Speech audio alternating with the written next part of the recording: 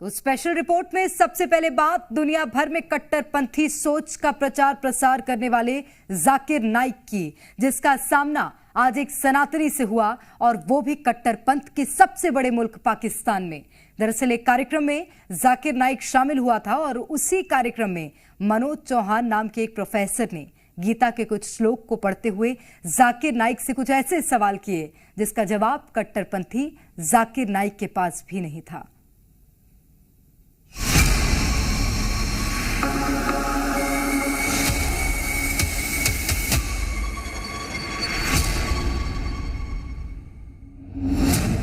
बीते 2 दिनों से जाकिर नाइक पाकिस्तान में है। जिन्नालैंड के अलग अलग हिस्सों में घूम घूम कर मजहबी एजेंडा चला रहा है। जाकिर नाइक ने मंच पर अनाथ बच्चियों को बेटी कहने पर नाराजगी जाहिर कर अपनी कट्टरपंथी सोच का इजहार किया।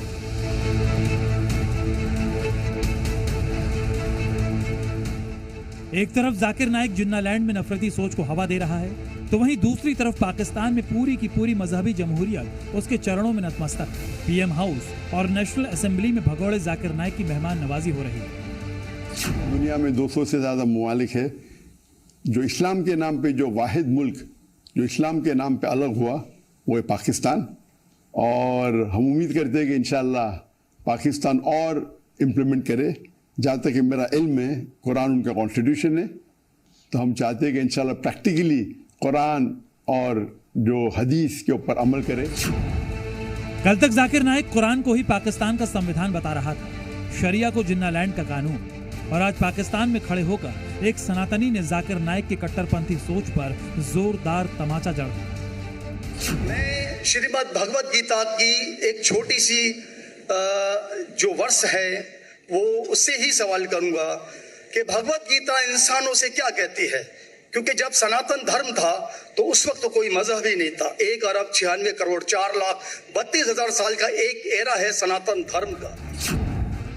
दरअसल प्रोफेसर मनोज चौहान ने मजहब के नाम पर दुनिया में जारी हिंसा और युद्ध पर सवाल खड़े किए। भगवत गीता का हवाला देते हुए पूछा कि आखिर ये कौन सी सोच है जो मजहब के नाम पर हिंसा और युद्ध कराना सिखाती है। तो उसमें इंसानों से कृष्णा ने कहा है श्रीमद् भगवत गीता में कि हे इंसानों, ये मैं तुझसे कह रहा हूं कि समाज तेरी कर्म भूमि है और तू अपनी कर्म भूमि के मानदंड से नापा जाएगा। इसीलिए तू कर्मों से भागने का जतन न कर, क्योंकि तेरा निष्काम कर्म ही तेरा कर्तव्य है और तेरा कर्तव्य ही तेरा धर्म। लेकिन ये धर्म केवल तेरे हित के लिए है तो वो धर्म पाप की ओर जाने वाला मार्ग है। इसलिए अपनों से मुक्त होकर समाज कल्याण के लिए कर्म कर, कि यही मोक्ष का मार्ग है, जन्नत का रास्ता है। सबसे पहले मनोज चौहान ने जाकिर नाइक को सनातन धर्म की सोच के बारे में बताया और इसी के जरिए जाकिर नाइक की कट्टरपंथी सोच को टारगेट कर भगोड़े से अब तक का सबसे कठिन सवाल पूछा।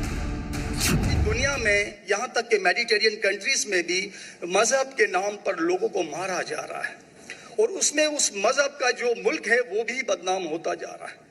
बीच में मजहब रखा जाता है। तो मेरा सवाल ये है कि ये जो इंडिया है, भारत है, पाकिस्तान है और दुनिया में कई ऐसे कंट्रीज हैं जो मजहब के नाम पर फिरका वारियत फैलाते हैं, तो उसको रोकने के लिए हमें जो स्ट्रेटेजी बनानी पड़ेगी उसके लिए हम क्या करेंगे। सुना आपने मनोज चौहान नाम के सनातनी ने कैसे कार्यक्रम के दौरान जाकिर नाइक की तकरीरों पर सवाल उठाया, उसकी कट्टरपंथी सोच पर निशाना साधा और खुद को मजहब का सबसे बड़ा ज्ञानी बताने वाले जाकिर नाइक के पास इन सवालों का कोई जवाब नहीं था। यही वजह है कि मनोज चौहान के सवालों पर जाकिर नाइक ने वही रटे रटाए जवाब दिए। ऐसा आपने सवाल किया कि इसका हल क्या है कि आपस में लोग झगड़ा करते हैं। तो मेरे नजदीक कुरान मजीद की एक आयत है जिसे मैं कहता हूँ मास्टर की फदावा, सूरह अल इमरान की सूरह नंबर 3 आयत नंबर 64 में अल्लाह ताला फरमाते, कुल या अहले किताब, ए अहले किताब यहूद और नसारा, तालौ इला कलिमतिन सवाइम बैनना व बैनकुम, आओ हम उस बात की तरफ जो आप और हम में यकसा है। अल्लाह नअबुद इल्लल्लाह, कि हम सिर्फ एक अल्लाह की इबादत करें। जाहिर है पाकिस्तान में एक सनातनी के सवाल ने जाकिर नाइक की सोच और तकरीरों को कटघरे में खड़ा कर दिया। अमन को लेकर प्रोफेसर मनोज चौहान के सवालों का जवाब भी जाकिर नाइक ने उसी सोच से दिया जिसके लिए वो जाना जाता है। तो एक तरफ जाकिर नाइक जिन्नालैंड के मजहबी धमनियों में नफरत का खून भर रहा है और पाकिस्तान की हुकूमत रेड कारपेट बिछाकर उसका स्वागत कर रही है, तो वहीं अब हिंदुस्तान ने भी जाकिर नाइक के पाकिस्तान दौरे पर सवाल खड़े किए हैं। reports that he is being fitted in Pakistan. He has been warmly welcomed there. It is not surprising for us that an Indian fugitive, a fugitive from Indian law, justice, has received a high-level welcome in Pakistan. It is something which is disappointing, let me say, condemnable, but at the same time, as I said, it's not surprising.